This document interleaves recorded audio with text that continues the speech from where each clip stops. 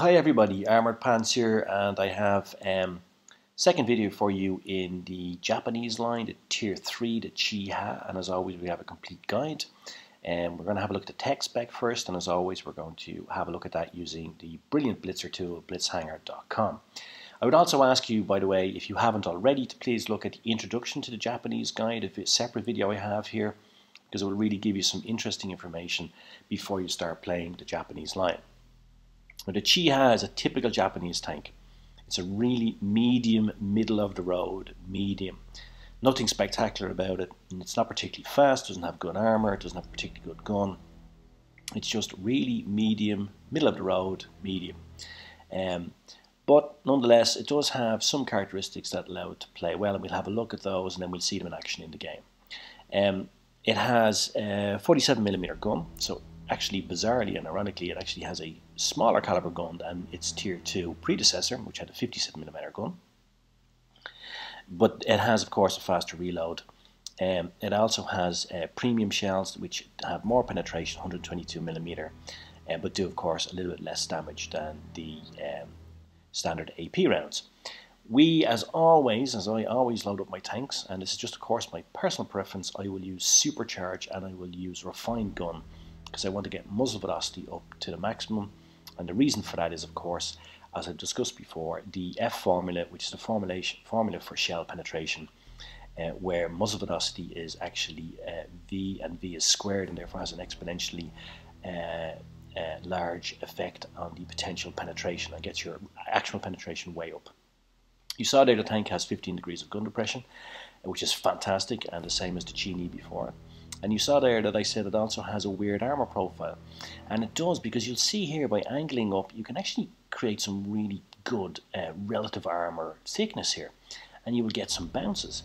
But on the face of it though, when you look at the flat armor, it's not really very thick, and therefore if you're flat on it will pen, but if you're wiggling around a bit you will get some bounces.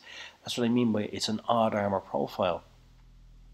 Because the tank doesn't have thick armor per se, but by moving around and wiggling and that, you can create some really interesting armor angles that will get you bounces.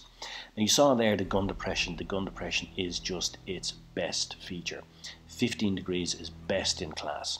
You see what I mean here about the armor? You saw there when we were looking at angles, we had really a lot of thickness in the relative armor, but you see here when you're flat, front on or side on, relatively no armor and easy to pen.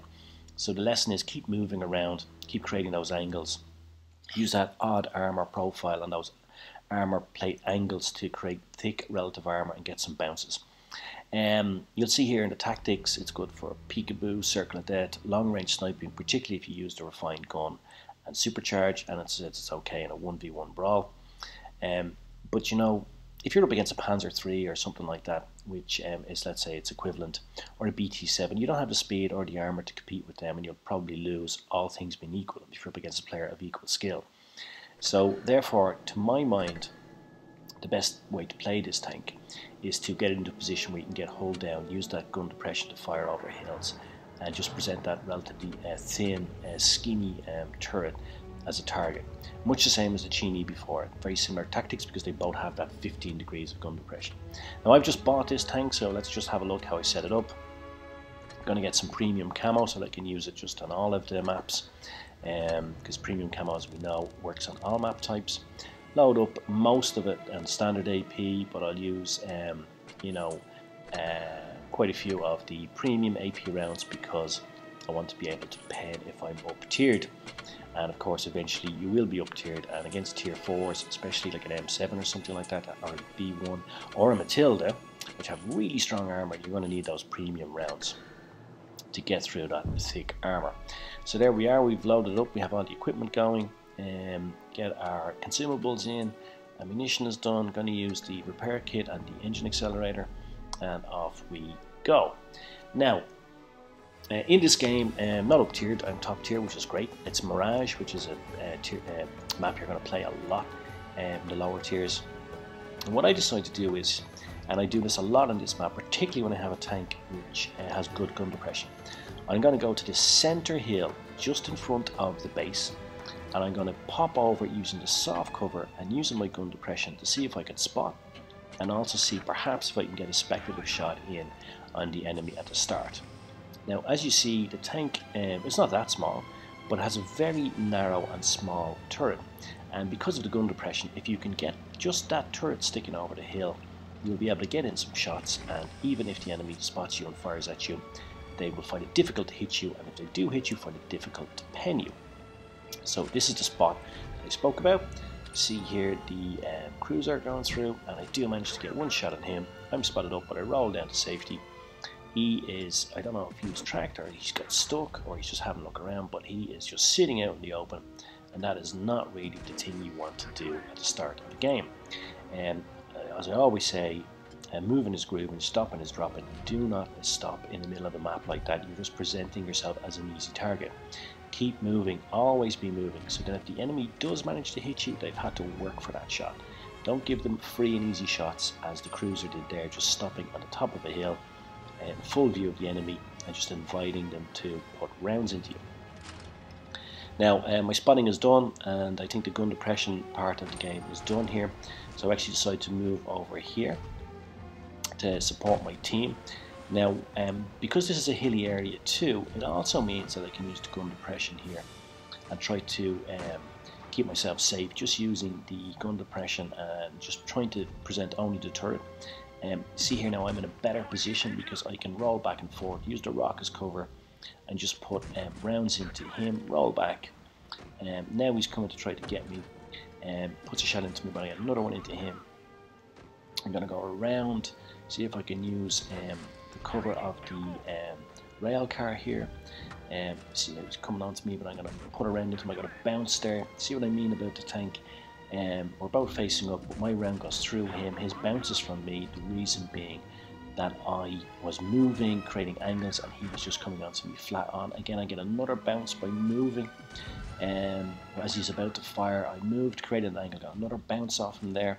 I'm going to clear the B7. So we've got a good start to this game now. We're one tank up, and I've really just taken just one hit in doing so. Again, this guy is breaking the golden rule. He is not moving, just sitting there inviting shots, and I'm using the gun depression again. I'm only exposing a tiny part of my turret while I'm putting rounds into him. You can see there, got another bounce from him by just exposing that turret, which is exactly what we spoke about when we looked at the tech spec. And this is exactly a great position for this tank. You know, just exposing that tiny turret, using that gun depression, and then we're able to clear him. Now we've cleared 3 tanks. I've actually cleared 3 tanks myself. And again, the other guy here in the Panzer is making the same mistake, sitting on the hill, presenting the enemy with easy shots, where I'm actually just presenting them with a very, very small target. Now we've cleared 4 tanks. Now rolling back and forth, BT7 here, I'm going to put some rounds in him. What I'm going to do is I'm going to come down here and I'm going to use the hard cover here of the rock, try to put some rounds across, roll back, not giving him an easy shot, so using that good gun depression. Put another round into the cruiser there, and now we might be able to clear him. Possible, yeah, nice shot into the turret there, clear him. And the BT7 now is giving me some nice easy shots on him. He's you know, he's not moving, he's coming back and forth, presenting easy shots for me. Now I'm going to move on to them, I'm going to push on. We only have 4, we've only got 2 against 4 here, so I get a bounce there by rocking back and forth.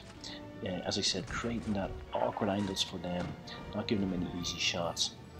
Final kill here on the BT7, and I have 6 kills. I'm on for the resume. I'm going to get the resume. I actually tried to, but you'll see here the D2. You know, I didn't wait for the kill. I just put some rounds in to try and clear him as quickly as possible. I was just about to fire, and the enemy is killed. My ally takes the 7th kill, but you know, I'm not a greedy player, and I think 6 kills, Pool's medal is more than enough. Clear that off, mastery badge, almost 1.3k damage in a tier 3. I think you can be very satisfied with that. And as you saw there, that is optimizing the play in that tank. Starting off using the hill there and the soft cover and the gun depression to spot the enemy, put some rounds in. Then moving into a terrain where my tanks again great gun depression, allows it to come into the fore, using the gun to maximum effect, making my shots count, presenting small target for the enemy while picking them off whilst they make mistakes. And in fairness, in that game, the enemy did make it relatively easy for us, giving us very easy targets. But I think it's good that I showed you that, because it shows you in the lower tiers what you shouldn't do. You don't sit there and wait for the enemy just to hit you. Don't sit there and take your shots. Always moving, going backwards and forwards, trying to make it as difficult as possible for them to get shots on you while making your shots count. So let's have a quick recap of the key points of the Chiha. I mean, in my opinion, it's a relatively average tier 3 tank. I don't think it's anything spectacular about it except for that gun depression. It's far from best in class. I think it has an average gun, but it is accurate and reliable, as you saw in that game, especially if you use the supercharged and a refined gun. They are key components in maximizing muzzle velocity and minimizing penetration loss over distance. 47mm gives you great pen in your own tier 3, and it has a relatively slow rate of fire compared to others. But the thing is, if you're up tiered, you will need that premium ammo. The ammo is average, but as you saw, we can get bounces by moving around and angling. Getting hull down it's perfect for this tank. You'll get even more bounces if you just present that very small turret.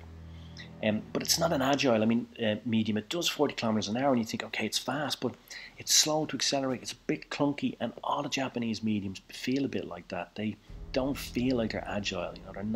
They're not great to drive, to move around, to play with. Try to use that gun depression though. It's really is its best and real, and its most real asset. And if you can utilize that to maximum effect, you'll do well in this tank.